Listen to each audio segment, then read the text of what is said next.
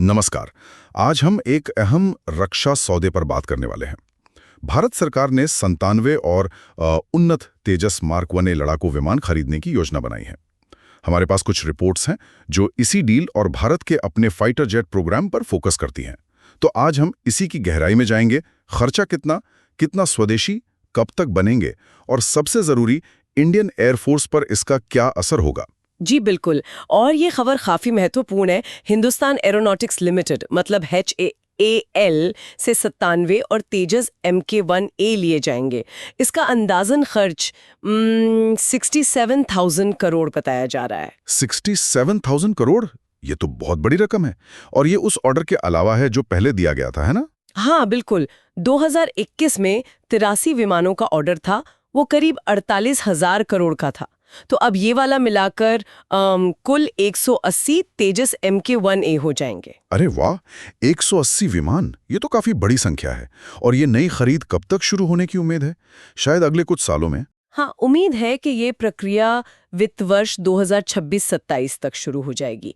लेकिन जो बात और भी खास है वो है मेक इन इंडिया पर जोर। अच्छा, मतलब इस बार स्वदेशीकरण और ज्यादा है। जी हाँ, इस नए बैच में स्वदेशी कंपोनेंट्स का हिस्सा करीब 60% होगा। पहले वाले जो 83 विमान थे उनमें ये करीब 50% था। 50 से 60%, ये तो अच्छा उछाल है। कौन से अहम हिस्से अब भारत में बन रहे हैं? देखिए, इसमें जो सबसे जरूरी चीजें हैं जैसे कि रडार सिस्टम और हाई फ्रीक्वेंसी रेडियो, वो अब भारत इलेक्ट्रॉनिक्स लिमिटेड यानी BEL बना रही है। BEL बना रही है, ये तो वाकई बड़ी बात है। ये दिखाता है कि हम सिर्फ असेंबल नहीं कर रहे हैं बल्कि जटिल तकनीक भी खुद बना रहे हैं। बिल्कुल, ये रक्षा उत्पादन में आत्मनिर्भरता की तरफ एक सोचा समझा रणनीतिक कदम है। सही कहा। लेकिन एक सवाल लागत को लेकर भी है।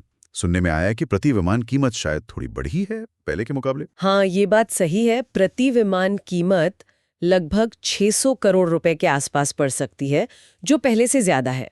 इसकी एक वजह है वो जो इंजन है अमेरिका वाले GE404 इंजन। हाँ, इंजन तो बाहर से ही आ रहे हैं अभी भी। जी, तो उनके आयात पर जो फॉरेन एक्सचेंज रेट का उतार चढ़ाव होता है उसका असर कीमत पर पड़ा है। अच्छा, मतलब डॉलर के मुकाबले रुपए की कीमत का असर। हाँ, वही। लेकिन अच्छी बात यह है कि इंजन सप्लाई को लेकर जो थोड़ी चिंताएं थीं पहले, वो अब सुलझ गई हैं। ओ, ये तो राहत की बात है। जी, GE ने वादा किया है कि वो दिसंबर 2025 तक 12 इंजन डिलीवर कर देंगे, तो प्रोडक्शन पटरी पर रहेगा। ठीक है, ठीक है। इंजन आ जाएंगे तो काम रुकेगा नहीं।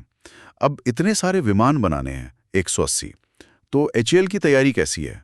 क्या वो प्रोडक्शन इतना बढ़ा पाएंगे? HAL इसके लिए पूरी तरह तैयार दिख रहा है।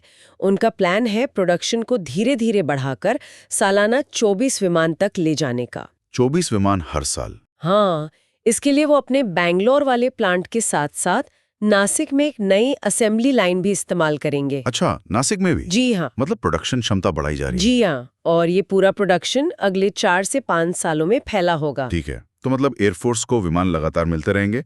और एयरफोर्स के लिए ये कितना अहम है? जाहिर है पुराने विमानों की जगह नए आएंगे। बिल्कुल, ये नए तेजस विमान हमारे पुराने MiG-21, MiG-27 और जगुआर भी शायद। हाँ, और जगुआर विमानों को धीरे धीरे रिटायर करने में मदद करेंगे। इससे इंडियन एयरफोर्स की जो ऑपरेशनल कैपेबिलिटी है, लड़ने की ताकत, उसमें बहुत इजाफा होगा। और ये तो Mk1A वर्जन है ना? मतलब पहले वाले तेजस से बेहतर है ये। हाँ, ये काफी एडवांस्ड है।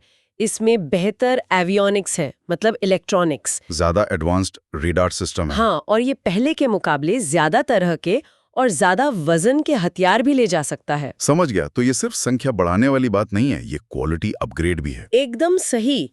ये एक क्वालिटेटिव लीप है एयरफोर्स के लिए। तो अगर हम थोड़ा और बड़ा सोचें, इस पूरी डील का असर सिर्फ एयरफोर्स तक ही सीमित नहीं रहेगा, है ना? नहीं, बिल्कुल नहीं। इसके और भी व्यापक प्रभाव होंगे। एक तो देश में रोजगार बढ़ेगा, डिफेंस मैन्युफैक्चरिंग इकोसिस्टम मजबूत होगा। और एक्सपोर्ट के मौके? तेजस में दूसरे देशों की भी दिलचस्पी है। हाँ, वो भी एक अहम पहलू है। रक्षा निर्यात की संभावनाएं बढ़ेंगी। कई देशों ने, खासकर एशिया, अफ्रीका और लैटिन अमेरिका के देशों ने तेजस में रुचि दिखाई है। अच्छा, तो कुल मिलाकर ये डील भारत की एरोस्पेस इंडस्ट्री के आधुनिकीकरण और तकनीकी आत्मनिर्भरता के लंबे सफर में एक मजबूत कदम है। बिल्कुल। तो संक्षेप में यही कह सकते हैं कि यह 97 और तेजस Mk1A विमानों की खरीद न सिर्फ हमारी वायुसेना को ताकत देगी, बल्कि ये भारत की स्वदेशी रक्षा उत्पादन क्षमता और आत्मनिर्भर बनने की कोशिशों के लिए एक मील का पत्थर है। आपने बिल्कुल सही कहा। ये भारतीय रक्षा उद्योग के आत्मविश्वास को भी दिखाता है। और चलिए, जाते जाते श्रोताओं के लिए एक सवाल छोड़ जाते हैं। सोचने वाली बात यह है कि तेजस कार्यक्रम की ये जो प्रगति है, ये भविष्य के हमारे अपने एरोस्पेस प्रोजेक्ट्स को कैसे प्रभावित कर सकती है। जैसे कि AMCA, हमारा अगला बड़ा फाइटर जेट प्रोजेक्ट, क्या ये उसकी राह आसान करेगा? और दुनिया के मंच पर रक्षा के क्षेत्र में भारत की जगह कैसे बदलेगी? सोचने वाली बात।